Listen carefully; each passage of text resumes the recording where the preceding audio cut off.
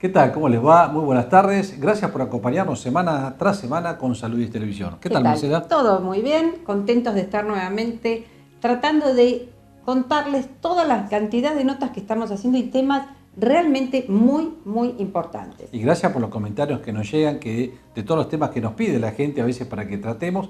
Y estamos tratando, nuevamente lo digo, de evacuar todas aquellas dudas de toda aquella gente que nos está pidiendo. Y bueno, los profesionales que nos acompañan, que les agradecemos notablemente porque bueno, son ellos los partícipes de que estos consejos les lleguen a ustedes día tras día, semana tras semana. Lo que pasa es que hay muchos profesionales que les encantaría hablar, pero que no les gusta estar frente a las cámaras. Exactamente. Entonces, nos cuesta a veces convencerlos de que vengan a contar sus especialidades. Exacto. ¿Y a usted qué le gusta hablar? ¿De qué habló en este programa? Yo que me gusta hablar. ¿Será cierto que me gusta hablar? Pero sí. Sobre las dietas detox. Una gran nueva ola de dietas que supuestamente desintoxican a los pacientes, pero que no son tan así. No están así. Y aparecen muchas en internet, en el doctor Google y demás, y por Facebook, y que la gente cree que estos jugos mágicos o licuados realmente logran disminución de pesos importantes, y si uno se pone a pensar que la obesidad es una de las patologías del mundo, no estaríamos tan fácil solucionando poniendo en una licuadora tantas cosas. O sea que yo hablo en este programa también sobre las infecciones urinarias en las mujeres y específicamente de los hábitos, porque realmente teniendo buenos hábitos, sobre todo en las dietas líquidas, en la prevención de no aguantar mucho para orinar y todas esas cosas, hacemos que se eviten este flagelo de las mujeres que es las infecciones urinarias bajas fundamentalmente, que se pueden solucionar, no tanto con remedio, sino con prevención, sin lugar a dudas. También nos visitó el doctor Volpe, que nos cuenta, tratamos sobre cómo se ha formado nuevamente el laboratorio de tuberculosis en zoonosis.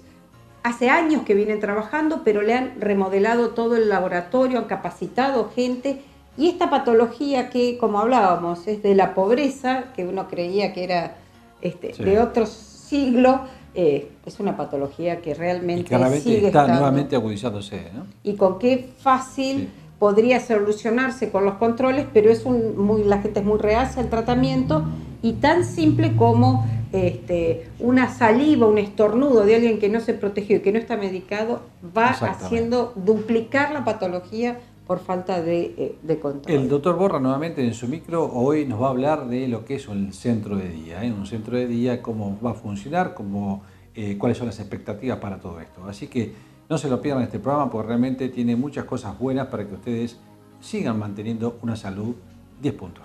Nos vemos.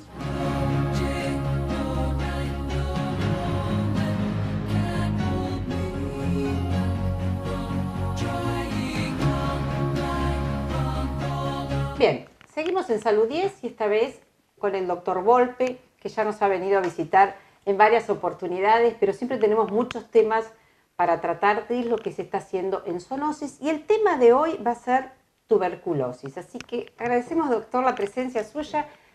¿Dónde estamos y qué hacen en zoonosis por esta patología que creíamos que estaba erradicada, pero seguimos teniendo? Lamentablemente a nivel mundial no se puede hablar de erradicación de tuberculosis.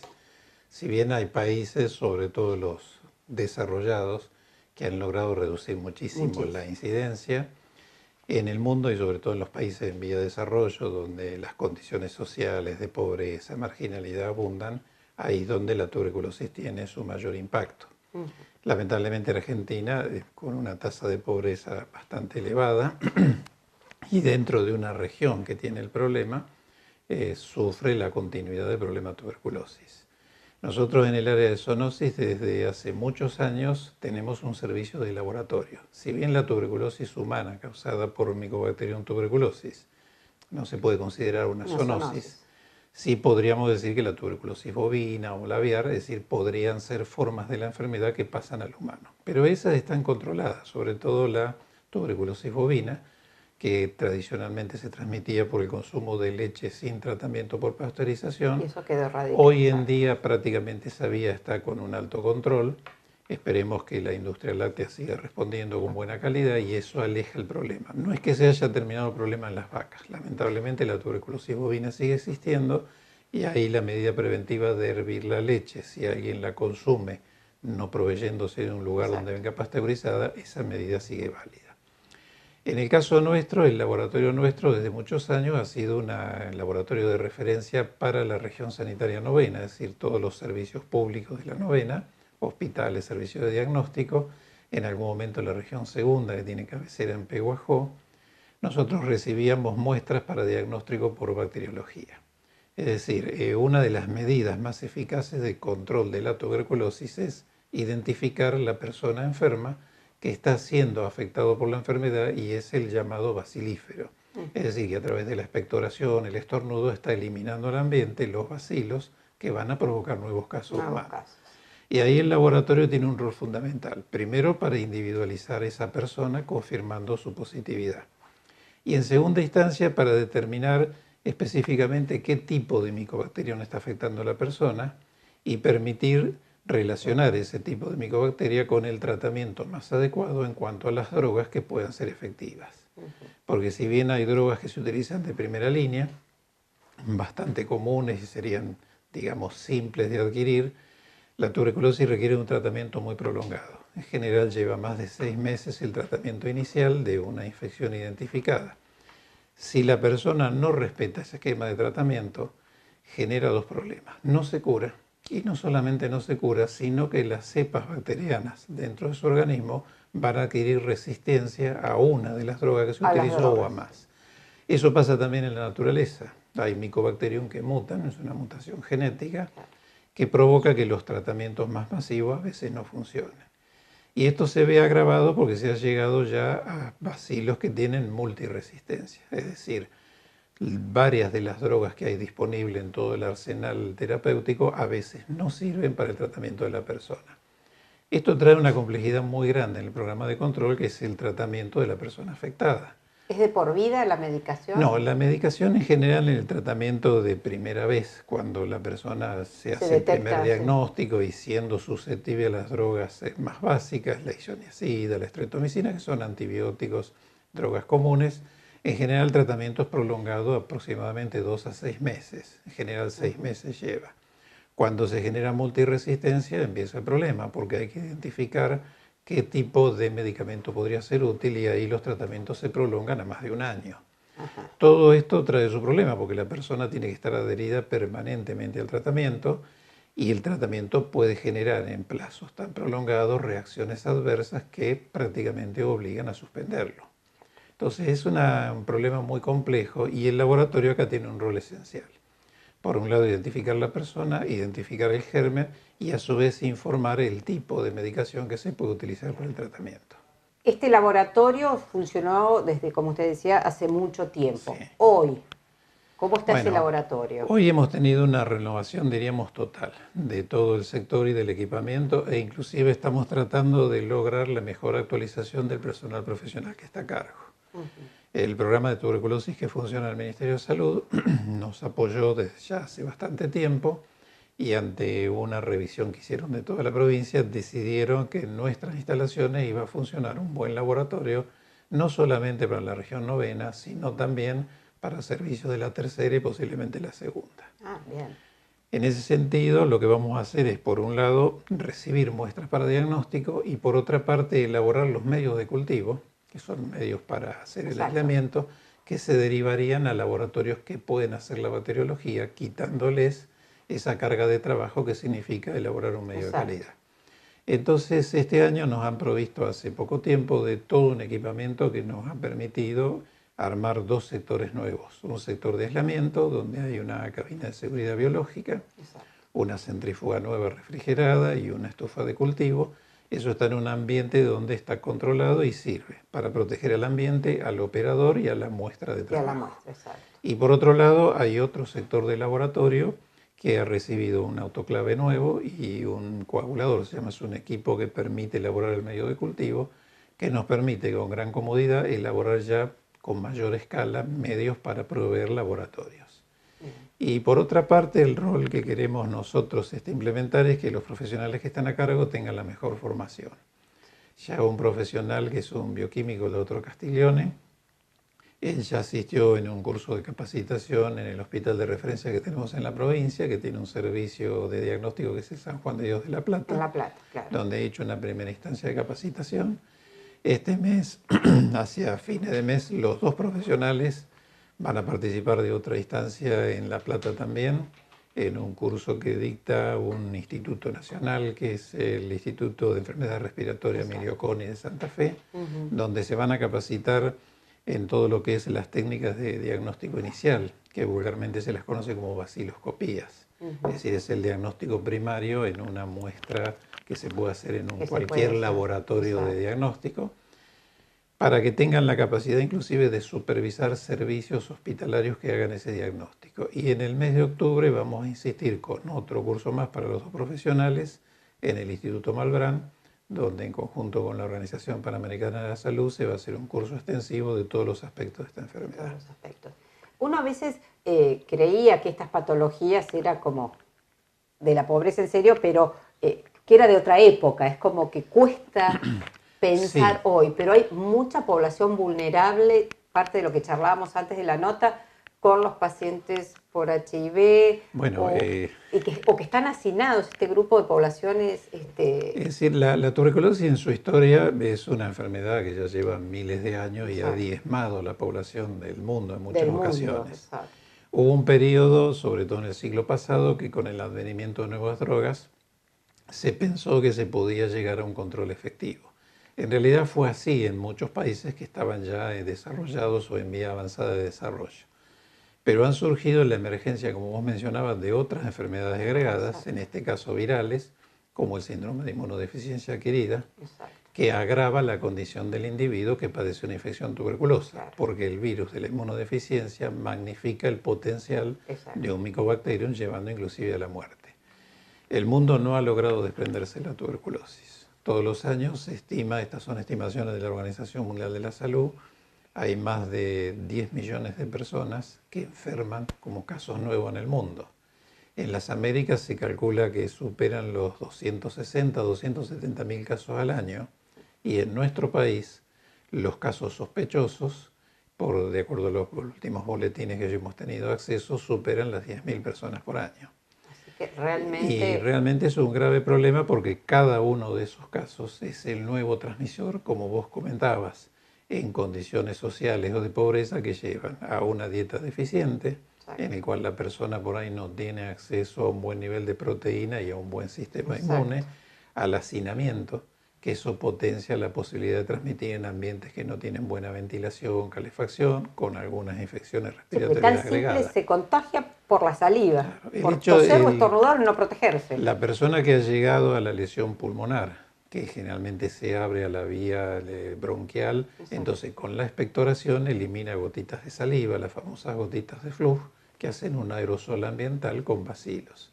Y el receptor, y esto es un dato de gravedad, muchas veces son familias numerosas con alto número de niños. Y lamentablemente la niñez es más susceptible a la infección tuberculosa que la adultez, y la gravedad de la enfermedad es mayor. Es mayor, exacto.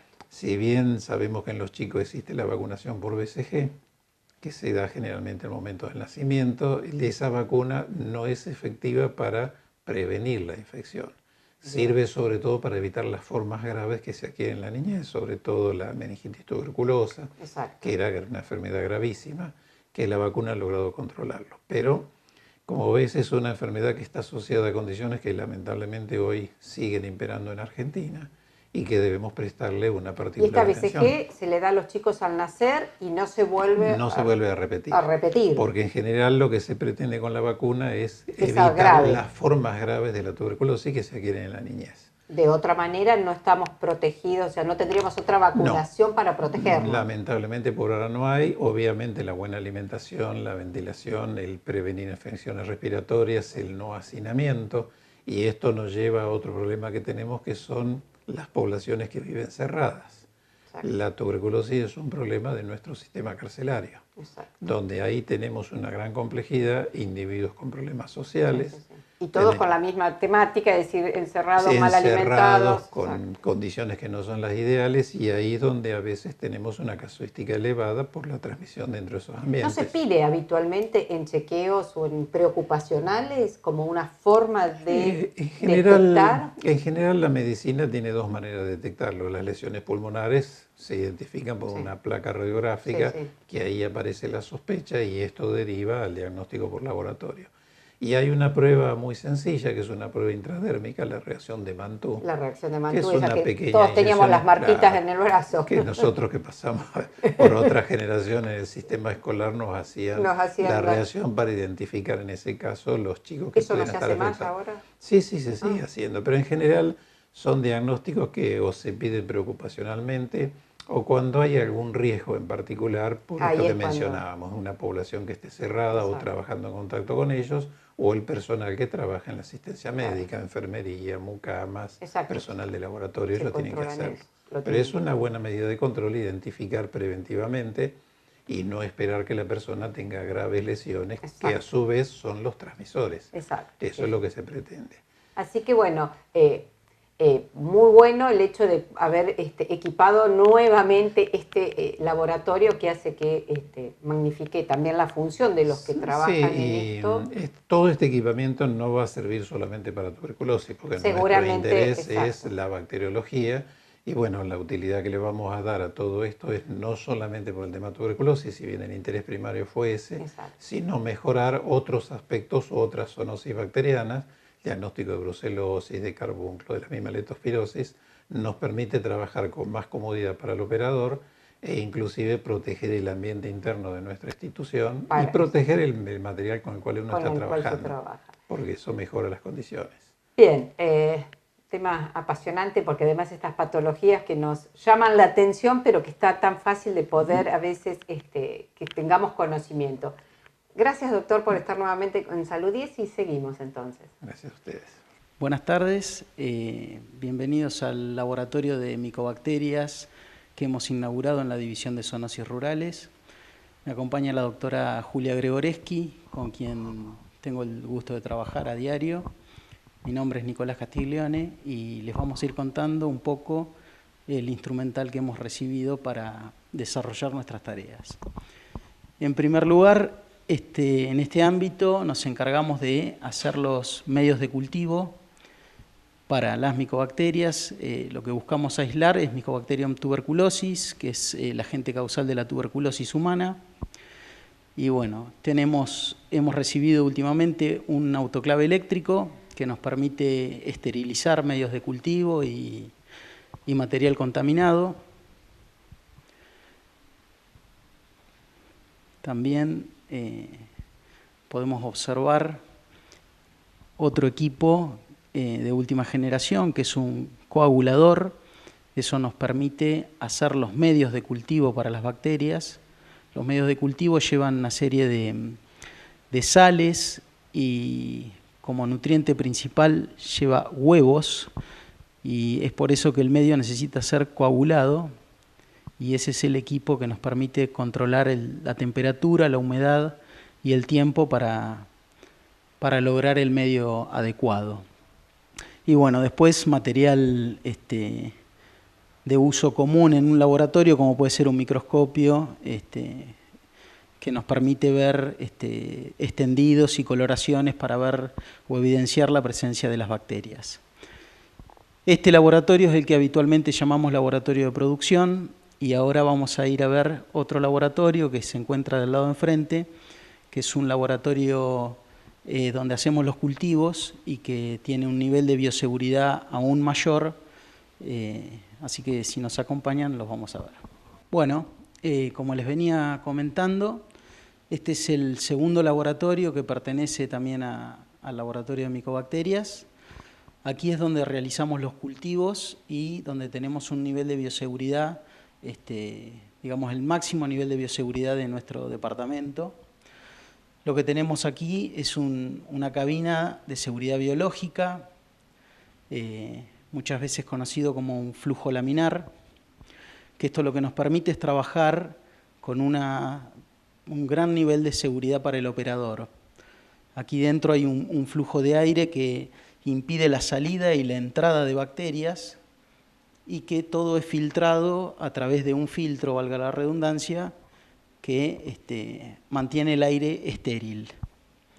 Esto funciona de la siguiente manera. La cabina se abre y uno puede estar manipulando aquí dentro las muestras y hay una corriente de aire que se va filtrando e impide la salida y la entrada de contaminantes. A su vez, una vez que se realizan los cultivos, lo que tenemos es una estufa de cultivo. En esta estufa lo que tenemos nosotros es un control de la temperatura y nos permite poner la siembra de las muestras durante 60 días, que es el tiempo en el que se van siguiendo para declararlas negativas. En caso de que sea positivo, bueno, debería ocurrir antes de ese plazo de tiempo. Y, por último, hemos recibido esta centrífuga, es una centrífuga refrigerada, nos permite centrifugar a muy alta velocidad y, bueno, básicamente el instrumental que les he descrito es lo que nos ha llegado recientemente y que, bueno, ya hemos puesto a punto y con el cual ya estamos trabajando y desarrollando nuestras tareas. Bueno, buenas noches. En el día de hoy vamos a charlar sobre el centro de día. El centro de día es una prestación o un servicio que se brinda dentro del ámbito de la rehabilitación y es diferente al centro de rehabilitación. Es diferente principalmente porque busca objetivos totalmente distintos, ¿sí? Y está dirigido a otro tipo de paciente. En el centro de rehabilitación, el paciente tiene un problema que se encuentra en un estadio agudo o subagudo, según la patología. Estamos hablando de días a meses. En cambio, en el centro de día, el paciente tiene una dificultad habitualmente motriz o cognitiva que lo aqueja, que ya estamos hablando en el término de años de evolución. Y otro tema no menor es que habitualmente el centro de día está dirigido a pacientes que tienen patologías de moderada a severa, que requieren de una asistencia permanente para poder mantener su funcionalidad. ¿Qué es la funcionalidad? Simplemente el poder coexistir con la familia, por ejemplo, dentro del domicilio, o poder tener una actividad social, aunque sea mínima. Y para que el paciente pueda sostener esa actividad requiere de un cierto grado de apoyo de forma transitoria o permanente, ¿sí? Pero ese apoyo que siempre tiene que estar. Si no, el paciente cae en una pérdida de sus funciones debido a la gravedad habitualmente de la secuela que lo aqueja y va viendo cómo cada vez puede realizar menos actividades. El equipo del centro de día está conformado por distintos profesionales que intentan mantener las funciones motrices, cognitivas y brindarle un espacio seguro para una participación social sana. O sea que el centro de día tiene un direccionamiento recreativo. Tiene que ser algo divertido, un espacio amable, donde el paciente pueda desenvolverse tanto cognitiva como motrizmente de una manera adecuada. Custodiado por profesionales de la salud que están especializados en el seguimiento de su patología. En el centro de día habitualmente trabajan 3 tipos de profesionales.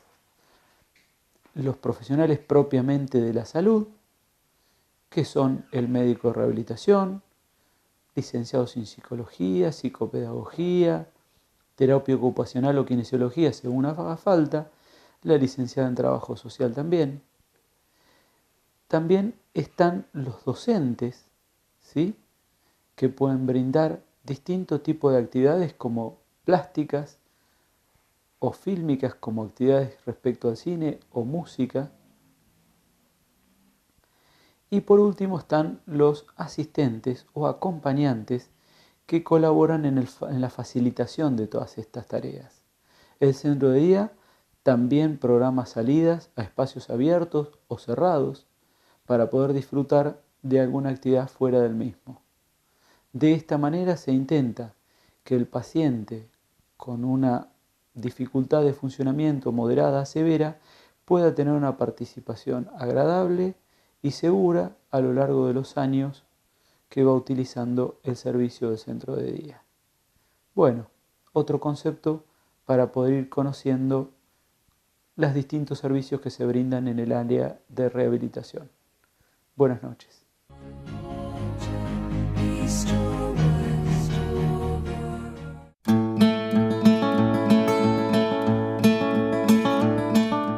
Bien, el tema de hoy que vamos a tratar es el tema de las dietas desintoxicantes que están invadiendo todas las redes sociales. Es muy común, uno prende o ve en Facebook o ve en el Google y en informaciones constantemente dietas desintoxicantes, dietas milagrosas para bajar de peso, por solo tomar, exprimir, licuar estas bebidas detox, estas dietas detox. ¿A qué me quiero referir? Habrá algunas que tendrán efectos positivos por el hecho de consumir vitaminas, minerales, parte de fibra, pero no para bajar de peso. Convengamos que para bajar de peso uno debe consumir menor cantidad de calorías y aumentar la actividad física. No hay ninguna otra explicación para llegar a tener una disminución de peso. No comer no significa especialmente que estemos logrando una disminución de peso, ni si no lo acompañamos con una actividad física. Es importantísimo organizar un plan alimentario en base a lo que le gusta, a lo que come habitualmente y a la actividad física que puede gastar. Si no, estamos inventando un montón de placebos y de formas de querer lograr algo que no lo vamos a lograr en el tiempo. Educación es importante. Si yo quiero acostumbrarme a comer bien, tengo que acostumbrarme y crear la voluntad para querer hacer algo, que es lo más difícil, pero no es mágico consumir alimentos esporádicamente, licuados, jugos. Son muy buenos en vitaminas, en minerales, en fibras, en líquido. Punto. No porque exprimamos un montón de limones y los tomemos en ayunas vamos a bajar de peso. No está comprobado.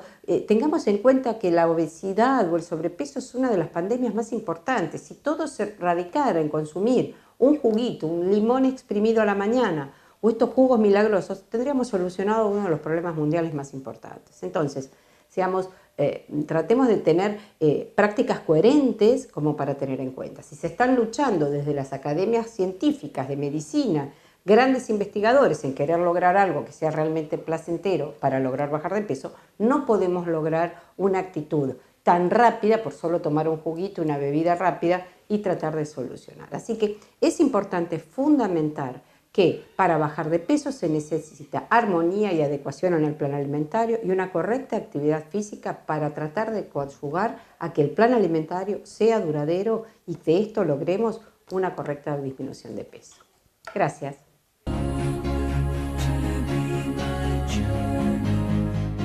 Vamos a hablar de un tema que son las infecciones urinarias. Cuando hablamos de infecciones urinarias, uno las puede agrupar, las infecciones urinarias en los niños, las infecciones urinarias en los hombres y en las mujeres. Hoy nos vamos a dedicar casi exclusivamente, le diría, al capítulo femenino. Las infecciones urinarias en las mujeres es algo muy frecuente. Ustedes deben haber escuchado en muchas oportunidades la cistitis y se deben realmente a varios factores, de los cuales muchos están relacionados con el hábito. Y esto es lo que más quiero recalcar, porque evitar una infección urinaria es fundamental para tratar de evitar males mayores y sobre todo la cronicidad de este proceso. Miren, inicialmente uno dice la ingesta de líquido. La ingesta de líquido es el factor más importante. Muchas veces nos olvidamos de tomar líquido y cuando uno dice líquido no solamente se refiere al agua, sino líquido en general. Hablamos de té, mate, de sopa, gelatina, jugos, etc. Todo eso es líquido que necesita nuestro organismo para ir lavando la parte renal y por supuesto la vejiga. Si uno toma poco líquido, la vejiga no se lava como es adecuado y eso produce un sedimento que se estanca en la vejiga y favorece a la infección urinaria. Segundo factor, Las mujeres en general son muy retencionistas para ir a orinar. ¿Qué significa? Que pueden estar 5 o 6 horas o a veces más aguantando y no ir al baño. Esto hace que esa orina que queda dentro del reservorio, que es la vejiga, tenga mucho más tiempo que lo habitual en ese lugar, y si además de eso no le estamos agregando líquido para lavarlo, favorece a que se produzcan infecciones urinarias. Y además, cuando va a orinar, la mayoría de las veces no orina todo el contenido que tiene la vejiga, sino que le queda un residuo. Y ese residuo también es un factor determinante para presentar infecciones urinarias. Tenemos 2 puntos, la ingesta de líquido y la retención urinaria. El tercer factor, y que también es muy importante y que se ve con muchísima más frecuencia en las mujeres que en los hombres, es la constipación. Existen numerosas mujeres, y uno lo ve a diario en consultorio, que son constipadas, o sea, tienen el hábito de ir a defecar cada 3, 4, incluso 7 días, que es algo realmente bastante problemático, porque la materia fecal que queda en el intestino durante más de 2 o 3 días, los gérmenes que son normales para la vía intestinal, como es la Escherichia coli, pasan por vía linfática o por contigüidad a la vejiga, en una vejiga que además le agregamos los 2 primeros factores que dijimos, que es la falta de líquido y la retención urinaria, hace que uno de los bichitos más frecuentes, que es la Escherichia coli, favorezca su reproducción a nivel de la vejiga y lleve aparejado una infección urinaria. Y el cuarto factor es el chorro del bidet. O sea, uno siempre dice que la higiene de la mujer debe hacerse pero con agua, tal vez con la mano, pero tratar de evitar el chorro del bidet, porque eso empuja gérmenes que están en la zona vaginal y pueden producir también una infección urinaria. Fíjense que hablamos de 4 pasos fundamentales en donde las mujeres en general pueden evitar las infecciones urinarias. La ingesta de líquido, evitar la retención urinaria, evitar la constipación y evitar el chorro del bidet. ¿Existen otros factores? Sí. Ustedes saben que anatómicamente la vagina está en íntimo contacto con la desembocadura de la uretra, que es el canito por donde orinamos desde la vejiga hacia el exterior. Y entonces esa uretra, al ser tan corta y en contacto con la vagina, puede muchas veces que gérmenes que están a nivel de la vagina asciendan hacia la vejiga. Y generalmente el proceso donde se lleva a cabo esto es durante la relación sexual, por lo cual siempre se les pide a las mujeres que después de cada relación sexual traten de ir a orinar para tratar de evacuar si ha habido algún contacto con algún germen vaginal, para que trate de vaciar su vejiga lo más rápido posible. Hay mujeres que tienen flujo constante a nivel vaginal, entonces es un factor donde el ginecólogo tiene que tratarla, porque muchas veces el flujo también es un factor desencadenante de infecciones urinarias durante la relación sexual. Existen muchísimas mujeres que deben tomar un antibiótico de profilaxis antes o después de cada relación sexual, con un antibiótico muy suave, para tratar de evitar que se produzcan estos procesos infecciosos durante la relación sexual. Ustedes deben haber escuchado que el arándano y la vitamina C son factores que ayudarían a evitar las infecciones urinarias. Sí, es cierto, todo aquello que tenga vitamina C ayuda, pero no ayuda de por sí solo. Todo esto tiene que estar acompañado con los 4 factores que nombré inicialmente. Y además, también las mujeres posmenopáusicas tienen mayor posibilidad de tener infecciones urinarias debido a la deficiencia hormonal de estrógenos que se le produce con la llegada de la menopausia, que es paulatina y que produce una disminución de la capacidad, a veces de defensa, que puede llegar a tener la vejiga. Y esas mujeres, si en realidad tienen el epitelio de la vejiga un poco más lábil que generalmente antes de la menopausia, muchas veces se le pueden dar una medicación de estrógenos siempre y cuando no tengamos antecedentes mamarios de enfermedades de mama, que puede ser contraproducente. Está muy mal la automedicación. Esto lo digo y lo decimos todos los profesionales de la salud en cualquier tipo de patología, y es muy, muy habitual que las infecciones urinarias se automediquen. Si bien una cistitis puede ser muy banal, puede ser simple, pero muchas veces puede traer aparejado otra problemática por detrás, que puede ser la que le está causando la infección urinaria y por lo cual se debe investigar. No se requieren exámenes muy exhaustivos para determinar por qué se produce una infección urinaria. Primero, marcar estas pautas que hemos mencionado. Segundo, generalmente se le pide una ecografía porque muchas veces puede haber una piedrita, tanto en el riñón o en la vejiga, que puede ser el factor desencadenante. Puede haber un pólipo de vejiga. Hay infecciones urinarias que son hemorrágicas, entonces hay que descartar por qué se produce esa pérdida de sangre, si realmente ha sido por la infección urinaria o no. Por eso que la automedicación tratemos de evitarla, consulten con su clínico, con su ginecólogo o su urólogo para tratar de determinar por qué se provienen las infecciones urinarias en las mujeres. Existen momentos específicos, como por ejemplo en la gestación, durante los embarazos, que hay una mayor labilidad y la anatomía se modifica y también puede predisponer a las infecciones urinarias. Pero si ustedes, como mujeres, toman en cuenta estos parámetros de cambio de hábitos, que es la mayor ingesta de líquido, evitar la constipación, evitar la retención urinaria, seguramente vamos a tener menos casos de infecciones urinarias.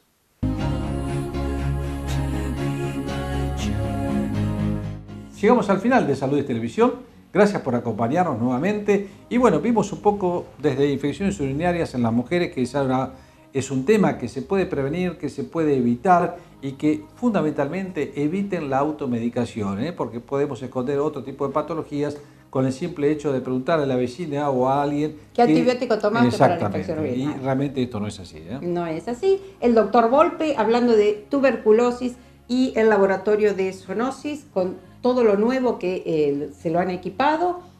En Mi Micro hablamos de las dietas detox, estos jugos mágicos licuados y demás. Son buenos, que no excelentes. ¿no? Son buenos porque dan fibra, Sí. porque dan líquido, porque tienen vitaminas, tienen minerales, pero no son mágicos. Y el micro del doctor Borra, que nos acompaña semana a semana, en este momento que habló de El centro de día. Centro de día, no hospital de día, sino centro de día, perdón. Bueno, Marcelo, nos estamos viendo en 7 días. En 7 días estamos nuevamente con ustedes. Gracias por acompañarnos.